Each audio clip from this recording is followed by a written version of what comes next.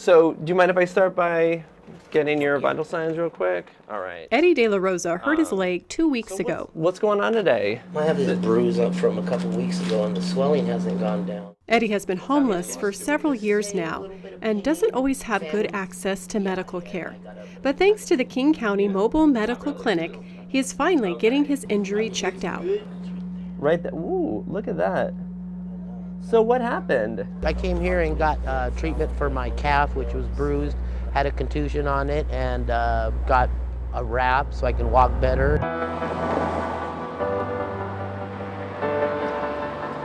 The King County Mobile Medical Clinic program started in 2008 with the focus on serving homeless people in South King County. But in early 2016, the van started including several visits a month in Seattle. We've expanded to 8 days a month, bringing our South King County van up to Seattle at 5 different sites. And just like in South King County, we're choosing our sites by where people are.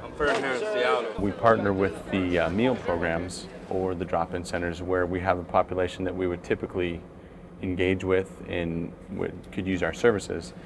And we just kind of go and outreach in there, talk to people, build the relationship, and then invite them out if they've got a sliver or a cold or whatever they've got. The team here helps with more than just medical needs. Some of the other things we do on the van is just try to let people know about things like where free meal programs are, what's going on with housing, all that good stuff. They offer a wide range of support.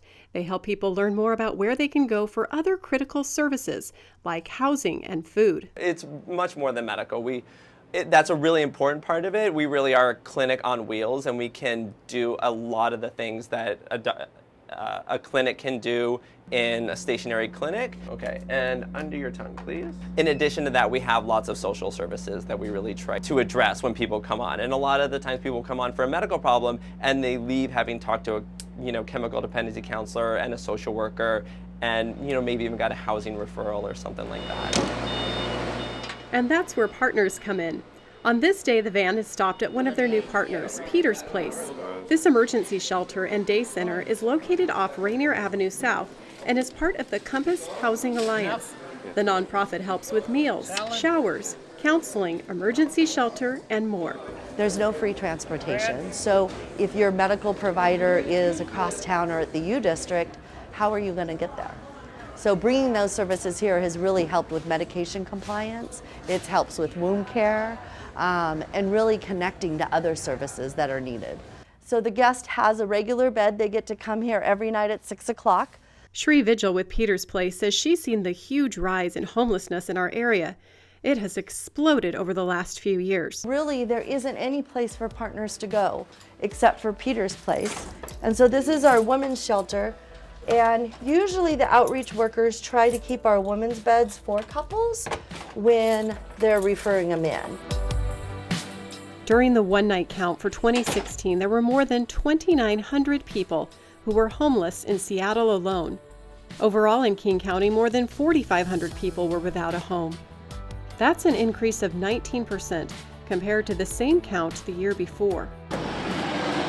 Seattle Mayor Ed Murray, along with King County Executive Dow Constantine, declared a state of emergency late last year in response to the homeless crisis after 66 homeless people died in Seattle streets. What's happened in the last 2 weeks? The same little bit of pain. That emergency declaration and money is what funded the expansion of the mobile medical clinic to make stops in Seattle. Ooh, Okay. That's me? And then back to the wall right here.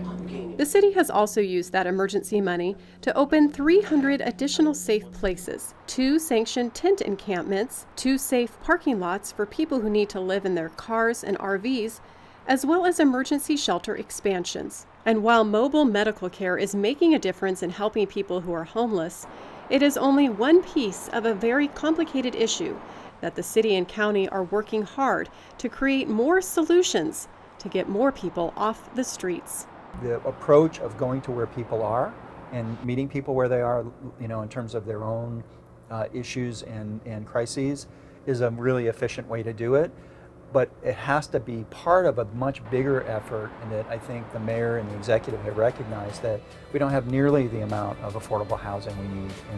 And if we were able to increase that, there would be fewer people dropping into crisis and then fewer people for us to catch. Watch City Stream Thursday nights at 7 on the Seattle Channel, or get video on demand and podcasts anytime at seattlechannel.org.